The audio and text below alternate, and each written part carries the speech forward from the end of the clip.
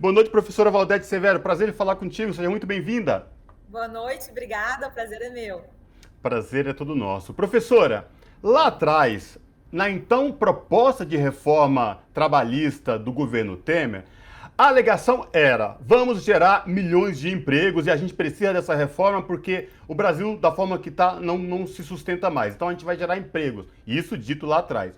4 anos depois de promulgada e colocada em prática essa reforma, professora, o que nós vimos foram milhões de desempregados, sem falar os desalentados que não têm mais nenhum prazer em ir às ruas procurar emprego. E agora surge essa nova proposta do presidente Jair Bolsonaro de uma outra reforma trabalhista dentro da que já estava em vigor. Professora, onde os trabalhadores vão parar com tudo isso? É realmente muito triste. Sem falar que é completamente contrário a todo o movimento que o mundo ocidental está fazendo em relação aos direitos trabalhistas. Quer dizer, eu tive notícia essa semana de que tanto Portugal quanto a Bélgica estão regulando a proibição da contratação, por exemplo, de motoristas por aplicativo que não seja através de vínculo de emprego. Ou seja, estão se dando conta, algo que a jurisprudência já tem feito nesses países, de que se trata de um vínculo de emprego típico que essas pessoas não podem trabalhar de forma precarizada. Nesse projeto, que na verdade não é nem um projeto de lei, né? É a apresentação do resultado de um suposto grupo de altos estudos, formado inclusive por juízes e desembargadores do trabalho, é bom que se diga isso. Muitos dos nomes que aparecem nesse estudo já estavam na época da reforma trabalhista em 2017, também se dizem pais da reforma. E aí, uma das coisas que esse projeto, que essa, enfim, né, que esse estudo apresenta como alternativa, inclusive para o desenvolvimento do país, para a retomada do crescimento econômico, enfim, naquele velho e sempre retomado discurso de que sacrificar os direitos da classe trabalhadora pode, de algum modo, garantir melhor na economia, quando a gente sabe que isso não é verdade. Um dos artigos propostos para a CLT é proibir o reconhecimento de vínculo de emprego para motoristas por aplicativos. Ou seja, nós estamos na contramão, em todos os sentidos, inclusive da perspectiva liberal. Professora, o que a gente vê sendo discutido nesse estudo é muita proteção para o patrão, né? E pouca proteção para o trabalhador. Tem essa questão do trabalho aos domingos, tem essa relação de não vincular, né, trabalhadores de aplicativo aos próprios aplicativos. E tem um detalhe nesse estudo que é o seguinte: nenhum trabalhador, nenhuma organização de trabalhador fez parte dessas discussões, né? E claro que isso se reflete no conteúdo dessa reforma agora. Sem dúvida nenhuma. É que não é, na verdade, não é um estudo propriamente, né? São propostas que já estavam presentes desde a época da reforma, que estão lá na cartilha da Fiesp, que estão nos documentos das instituições ligadas ao grande capital financeiro há muitos anos. E que estão agora traduzidas sob a forma desse resultado do grupo de estudos, que, como tu disseste muito bem, não tem participação nem da sociedade, ou seja, de quem vive do trabalho, e nem das suas representações, que seriam os sindicatos e as centrais sindicais. A classe trabalhadora não foi ouvida.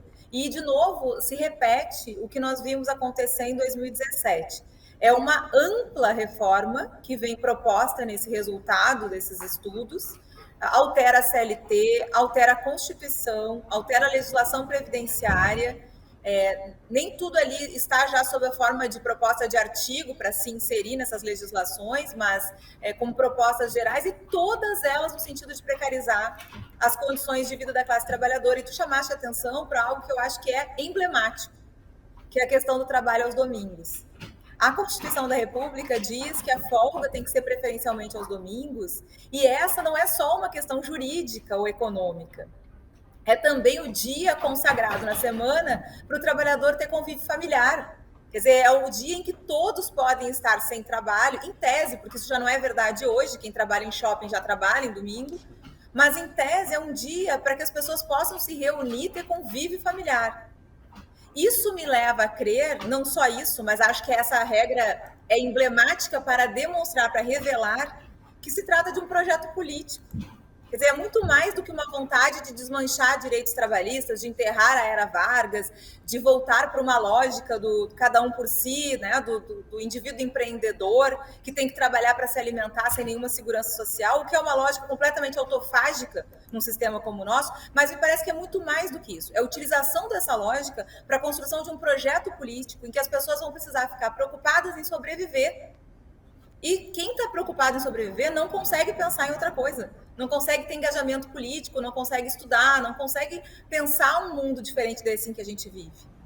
Professora, também percebe também nesse estudo aí, nessas propostas que tende ainda mais precarizar este exército que está nas ruas de desempregados e desalentados, essa precarização que já ficou embutida lá na reforma de 2017. E agora, esses novos estudos aí entra trabalhos aos domingos, folgas nem pensar, remetendo praticamente à época da escravidão.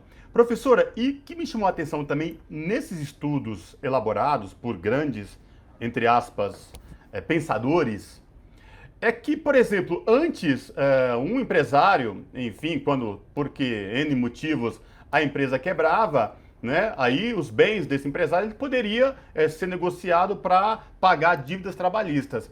Ao que tudo indica, nesse estudo parece que tira por completo os bens pessoais do empresário, ou seja, os bens não entram mais nessa conta para pagar possíveis dívidas trabalhistas. É isso mesmo, professor? Na verdade, a proposta é dificultar bastante a possibilidade de perseguição desse patrimônio, tornando praticamente impossível. E por que é possível dizer isso? Porque já é muito difícil cobrar a dívida trabalhista hoje. Né? Nós temos, pelo próprio Justiça em Números do CNJ, um número muito expressivo de demandas trabalhistas que estão lá arquivadas com dívida, que não se resolvem, simplesmente porque nós não conseguimos encontrar patrimônio e mesmo podendo ir atrás do patrimônio dos sócios, daqueles, enfim, ir atrás de onde o capital está. E desde 2017, especialmente, claro que não só, mas especialmente desde 2017, o que a gente tem visto é que todas as alterações, aquelas que foram feitas e aquelas que foram tentadas, como a da MP 936, ou a da 805, ou da MP 818, que acabaram não sendo aprovadas no parlamento, todas são sempre no sentido de proteção do capital e de dificultar a percepção do crédito trabalhista e mais, de dificultar e de tornar não desejável o próprio ajuizamento de demanda trabalhista. Então, e veja que não é uma ação apenas desse grupo de trabalho, é por isso que eu falo em projeto político. Porque nós tivemos a lei de 2017, tivemos as medidas provisórias desse atual governo, mas tivemos também decisões judiciais, como aquela que retira praticamente a possibilidade de atualizar a dívida trabalhista, que é a DC 58. O STF acaba por determinar a utilização de um índice que torna o prejuízo do trabalhador que não recebe o seu salário, que precisa procurar um advogado e ajuizar uma ação para receber o salário, muito maior, porque ele não vai ter reposição das perdas efetivas, né? Aquilo que ele comprava com o salário que foi sonegado lá em 2016, ele não vai comprar com aquilo que ele receber no final da ação trabalhista em 2021 e 2022. O que eu quero dizer com isso é que todas essas alterações ou propostas de alterações vão sempre no só sentido. Proteção do patrimônio e tornar a vida de quem vive do trabalho cada vez mais vulnerável e mais precária. Mas veja, a maioria das pessoas no Brasil vive do trabalho que faz. Então, quando se tem um projeto, né, um projeto político, e encampado, inclusive, por diferentes poderes do Estado, que fragiliza a vida de quem vive do trabalho, ele fragiliza todo o tecido social. E o que nós vamos ter, na verdade? Pessoas que não vão receber os seus direitos, e nós sabemos que a sonegação de direitos trabalhistas no Brasil é uma realidade, é muito difícil. Na verdade, existem empregadores que cumprem todos os direitos trabalhistas, mas não é o que acontece na maioria dos casos. E o que nós temos já hoje, com essas decisões judiciais e com as alterações que já foram feitas em 2017 na CLT. E o que nós vamos ter, caso esses autos estudos virem lei, é uma precarização ainda maior e uma dificuldade ainda maior de cobrar esses créditos, ou seja, um recado social de que é melhor não cumprir direitos trabalhistas. É só a gente pensar, a dívida que é mais fácil de descumprir hoje no Brasil é a dívida trabalhista, que é, ou deveria ser, a primeira, né, a ser cumprida, porque é que coloca o alimento na mesa do trabalhador e da trabalhadora. Puxa vida, só para encerrar, professora, você cita esse trecho que fala sobre os domingos, né? O Cosmo também citou essa questão dos bens. Tem um outro trecho que me chamou bastante a atenção, que é o seguinte, olha só.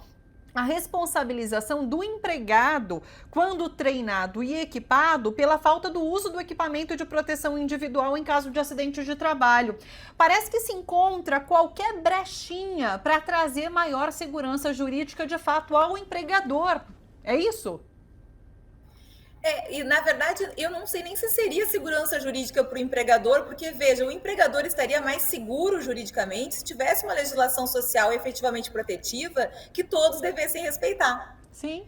O que acontece hoje é que esse tipo de proposta legislativa beneficia o mal empregador. Sim. Então, no meu modo de ver, não se trata nem de dar segurança jurídica, trata-se realmente de autorizar uma exploração que, inclusive, coloca em risco a saúde do trabalhador, que já é uma realidade nas relações de trabalho protegidas. Nós, por estarmos 8 ou mais horas do dia no ambiente de trabalho, já estamos expostos ao adoecimento, mas que está sendo potencializada. E aí que a gente tem que refletir, né? O que faz com que esses experts reunidos num grupo de altos estudos proponham que haja ainda mais sacrifício de quem hoje, em média, já sobrevive com salário de R$1.000 a R$2.000, essa é a média do salário no Brasil, já trabalha mais de 8 horas por dia e já tem uma legislação que o coloca numa condição de sujeição em relação a quem toma o seu trabalho. Por que aumentar ainda mais essa sujeição?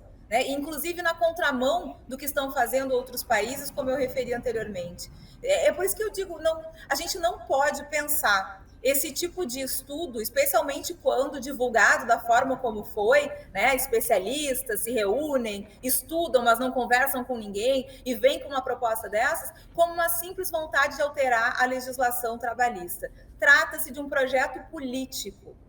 Trata-se de aumentar a precarização justamente para que a sociedade se torne ainda mais dócil para a exploração predatória que nós estamos tendo. E aí o que eu estou falando, né? O que eu quero dizer com isso?